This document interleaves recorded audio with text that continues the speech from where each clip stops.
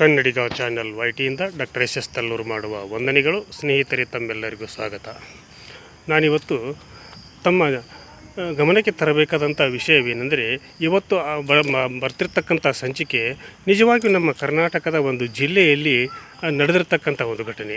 ಈ ಘಟನೆಯ ಒಂದು ಉದ್ದೇಶ ಹಾಗೂ ಅದನ್ನು ನಾನು ನನ್ನ ಸಾರ್ವಜನಿಕ ನನ್ನ ಕನ್ನಡಿಗ ಚಾನಲ್ ವೈಟಿಯ ವೀಕ್ಷಕರಿಗೆ ತಿಳಿಸಲಿಕ್ಕೆ ಹೆಮ್ಮೆ ಪಡ್ತೀನಿ. ಯಾಕಂದರೆ ದೇವರು ಇದ್ದಾನೆಯೋ ಅಥವಾ ಇಲ್ಲವೋ ಅನ್ನುವಂಥ ಜಿಜ್ಞಾಸೆಯಲ್ಲಿ ಈಗಿನ ಕೆಲವೊಬ್ಬರು ದೇವರು ಎಲ್ಲಿದ್ದಾನೆ ಅಂತ ಕೇಳ್ತಾರೆ. ಇನ್ನು ಕೆಲವರು ನಾವು ದೇವರನ್ನು ನಂಬ್ತೀವಿ ಅಂತ ಹೇಳ್ತಾರೆ. ಯಾಕಂದರೆ ಈ ಜಗತ್ತು, ಈ ಭೂಮಿ, ನಾವು ಹಾಗೂ ಪ್ರಾಣಿ ಪಕ್ಷಿ, ಜೀವ ಜಲ ಸಂಕುಲವೆಲ್ಲವೂ ಕೂಡ ಇವತ್ತು ನಿಂತಿರೋದು ದೇವರ ಅನುಗ್ರಹದಿಂದ ಅನ್ನುವಂಥ ಒಂದು ಮಾತನ್ನು ಖಂಡಿತವಾಗಿಯೂ ಒಪ್ಪಲೇಬೇಕು. ಯಾಕಂದರೆ ದೇವರಿಲ್ಲದಿದ್ದರೆ ನಾವಿಲ್ಲ.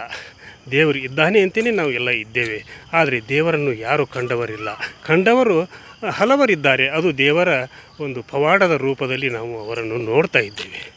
ಹೀಗಿರುವಾಗ ಆ ಪವಾಡಗಳನ್ನು ನಾವು ಸಾರ್ವಜನಿಕರಿಗೆ ತಿಳಿಸಬೇಕಾಗಿರ್ತಕ್ಕಂಥ ಒಂದು ಕರ್ತವ್ಯ ನಮ್ಮ ಮೇಲಿರೋದರಿಂದ ಈ ಒಂದು ನಡೆದಿರ್ತಕ್ಕಂಥ ಘಟನೆಯನ್ನು ಈ ಸಂದರ್ಭದಲ್ಲಿ ನಾನು ಎಲ್ಲರಿಗೂ ತಿಳಿಸಲಿಕ್ಕೆ ಬಯಸಿದ್ದೇನೆ ಸ್ನೇಹಿತರೆ. ಯಾಕಂದರೆ ಇದು ನಮ್ಮ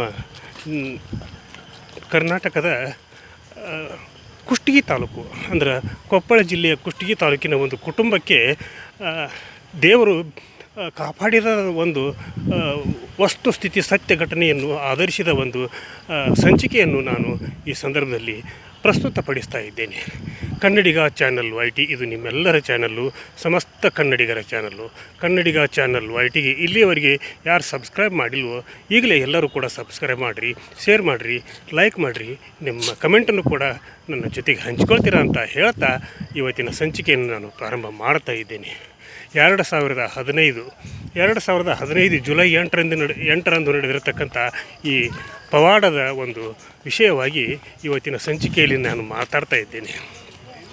ಇದು ಕೊಪ್ಪಳ ಜಿಲ್ಲೆಯ ಕುಷ್ಟಗಿ ತಾಲೂಕು ಅಂತ ಹೇಳಿದಿಲ್ಲ, ಕುಷ್ಟಗಿಯ ಒಂದು ಕುಟುಂಬದಲ್ಲಿ ಆಗಿರ್ತಕ್ಕಂಥ ಒಂದು ಘಟನೆ.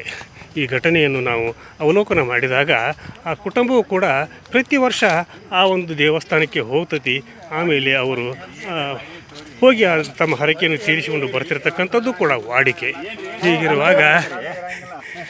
ಹೀಗಿರುವಾಗ ಆ ಒಂದು ಘಟನೆಯನ್ನು ಖಂಡಿತವಾಗಿ ನೀವೆಲ್ಲರೂ ಕೇಳಿ ಪಾವನರಾಗ್ತೀರಾ ಅನ್ನುವಂಥ ಒಂದು ಮಾತನ್ನು ಹೇಳ್ತಾ ಇವತ್ತಿನ ಈ ಸಂಚಿಕೆಯನ್ನು ನಾನು ಪ್ರಾರಂಭ ಮಾಡ್ತಾ ಇದ್ದೇನೆ.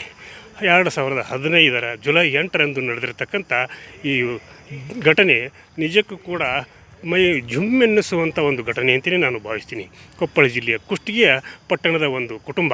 ಈ ಕುಟುಂಬ ಪ್ರತಿ ವರ್ಷ ಮಂತ್ರಾಲಯಕ್ಕೆ ಹೋಗ್ತೈತಿ. ಮಂತ್ರಾಲಯಕ್ಕೆ ಹೋದಾಗ ಆ ಮಂತ್ರಾಲಯದ ಶ್ರೀ ರಾಯರ ದರ್ಶನವನ್ನು ಪಡೆದು ಆನಂತರ ಅದು ಕರ್ನೂಲು ಜಿಲ್ಲೆಯ ಕೊಂಡ ಆಂಜನೇಯ ದೇವಸ್ಥಾನಕ್ಕೆ ಹೋಗ್ತೈತಿ. ಕೊಂಡ ಆಂಜನೇಯ ದೇವಸ್ಥಾನ ಈ ಒಂದು ಮನೆತನದ ದೇವತೆ, ಅಂದರೆ ನಾವು ಕುಲದೇವತೆ ಅಂತಲೇ ಹೇಳ್ತೀವಲ್ಲ, ಮನೆದೇವರು ಅಂತ ಹೇಳ್ತೀವಿ. ಆ ಒಂದು ಮನೆಯ ದೇವರು ಕೊಂಡ ಆಂಜನೇಯ ಸ್ವಾಮಿ. ಕೊಂಡ ಆಂಜನೇಯ ಸ್ವಾಮಿ ದೇವಸ್ಥಾನಕ್ಕೆ ಪ್ರತಿ ವರ್ಷ ಇವರು ಒಂದು ವರ್ಷ ತಪ್ಪದೇನೂ ಕೂಡ ಹೋಗ್ತಾ ಇರ್ತಿರ್ತಾರೆ. ಈಗಲೂ ಕೂಡ ಹೋಗ್ತಾರೆ ಅವರು.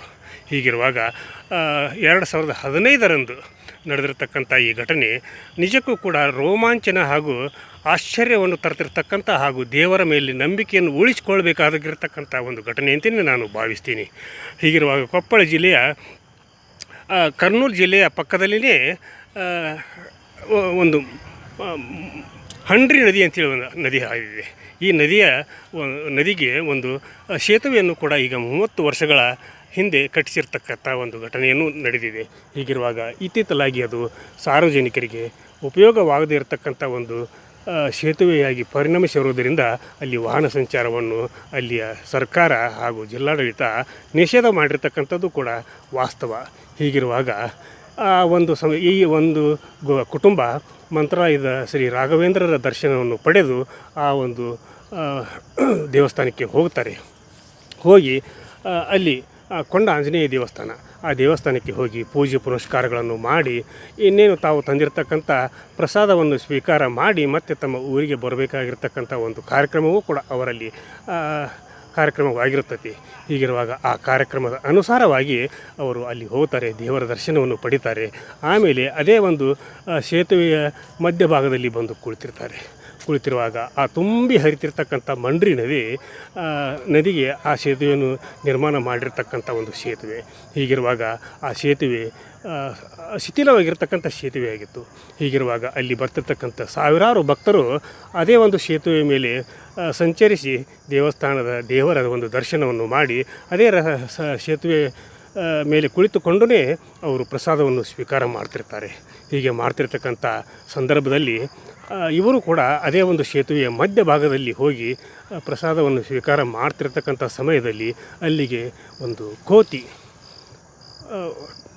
ಎಲ್ಲಿತ್ತೋ ಏನೋ ಗೊತ್ತಿಲ್ಲ, ಆದರೆ ಆ ಒಂದು ಕೋತಿ ದುತ್ತೆಂದು ಬರ್ತೈತಿ. ಬಂದಾಗ ಆ ಕೋತಿಯನ್ನು ನೋಡಿ ಅಲ್ಲಿ ಇರ್ತಕ್ಕಂಥ ಪ್ರತಿಯೊಬ್ಬರು ಕೂಡ ಹೌಹಾರ್ತಾರೆ, ಹೆದರ್ತಾರೆ. ಯಾಕಂದರೆ ನಾವು ಹಂಪಿಯಲ್ಲಿ ಹಾಗೂ ಬೆಳಗಾವಿ ಜಿಲ್ಲೆಯ ಸೊಗಲ ಕ್ಷೇತ್ರದಲ್ಲಿಯೂ ಕೂಡ ನಾವು ಮಂಗಗಳ ಹಾವಳಿಯನ್ನು ನೋಡಿದ್ದೇವೆ. ಹೀಗಿರುವಾಗ ಆ ಬಂದಂಥ ಕೋತಿಗೆ ಅಲ್ಲಿ ನೆರೆದಿರ್ತಕ್ಕಂಥ ಅಲ್ಲಿ ಸೇರಿರ್ತಕ್ಕಂಥ ಜನಸ್ತೋಮ ತಮ್ಮಲ್ಲಿರ್ತಕ್ಕಂಥ ಪ್ರಸಾದವನ್ನು ಅದಕ್ಕೆ ನೀಡಿದಾಗಲೂ ಕೂಡ ಅದು ಅದನ್ನು ನಿರಾಕರಿಸ್ತೈತಿ. ಆಮೇಲೆ ಮಕ್ಕಳು ಅದೇ ನದಿಯಲ್ಲಿ ಹರಿದಾಡ್ತಿರ್ತಕ್ಕಂಥ ಮೀನುಗಳಿಗೆ ಚುರುಮುರಿಯನ್ನು ಕೂಡ ಚೆಲ್ತಿರ್ತಾರೆ. ಹೀಗಿರುವಾಗ ಮಕ್ಕಳ ಕೈಲಿರ್ತಕ್ಕಂಥ ಚುರುಮುರಿಯನ್ನು ಕೂಡ ಆ ಕೋತಿ ಕಸಿದು ಎಸೆಯುತ್ತದೆ. ಹೀಗಿರುವಾಗ ಆ ಕೋತಿಯ ಒಂದು ಉದ್ದೇಶ ಏನು ಅನ್ನೋದು ಯಾರಿಗೂ ಕೂಡ ಗೊತ್ತಾಗದೇ ಇರತಕ್ಕಂಥ ಸಂದರ್ಭದಲ್ಲಿ ಅಲ್ಲಿ ಇರ್ತಕ್ಕಂಥ ಎಲ್ಲರನ್ನೂ ಕೂಡ ಅದು ಹೆದರಿಸಲಿಕ್ಕೆ ಪ್ರಾರಂಭ ಮಾಡ್ತೈತಿ, ಪರಚಲಿಕ್ಕೆ ಹೋಗಲಿಕ್ಕೆ ಪ್ರಾರಂಭ ಮಾಡ್ತೈತಿ. ಹಾಗಾದಾಗ ಮಾತ್ರ ಅವರು ಅಲ್ಲಿಂದ ಹೋಗಲಿಕ್ಕೆ ಪ್ರಯತ್ನ ಮಾಡಿ ಅವರು ಆ ದೇವಸ್ಥಾನದ ಪಕ್ಕದಲ್ಲಿ ಕುಳಿತುಕೊಂಡು ಪ್ರಸಾದ ಸೇವಿಸಿದರಾಯಿತು ಅಂಥೇಳಿ ಹೋಗುತ್ತಾರೆ. ಆಮೇಲೆ 15 ವರ್ಷದ ಒಬ್ಬ ಮಗ, ಈ ಕುಷ್ಟಗಿಯ ಕುಟುಂಬದ ಒಬ್ಬ ಮಗ ಆ ಕೋತಿಗೆ ಕಲ್ಲನ್ನು ಎಸೆತಾನೆ.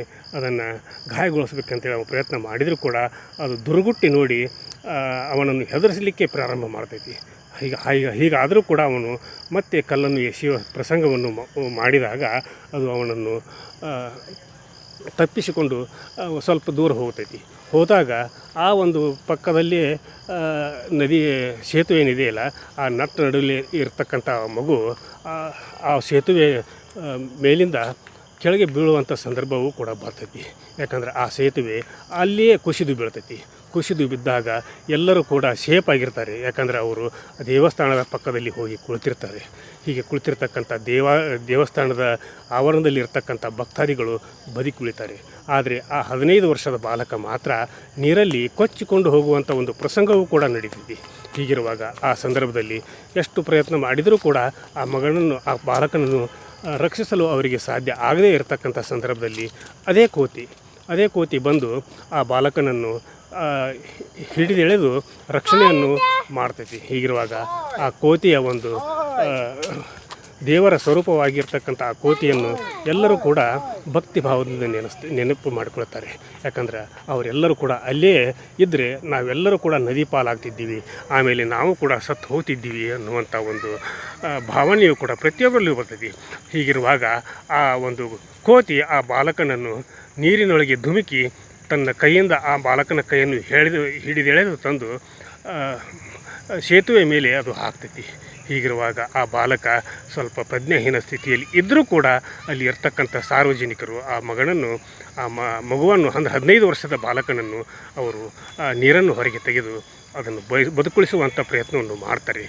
ಆಗ ಆ ಬಾಲಕ ಆ ಬದುಕಿ ಉಳಿತಾನೆ. ಹೀಗಿರುವಾಗ ಈ ಒಂದು ಪವಾಡ ನಿಜಕ್ಕೂ ಕೂಡ ರೋಮಾಂಚನಗೊಳಿಸುವಂಥ ಒಂದು ಘಟನೆ ಅಂತಲೇ ನಾನು ಭಾವಿಸ್ತೀನಿ.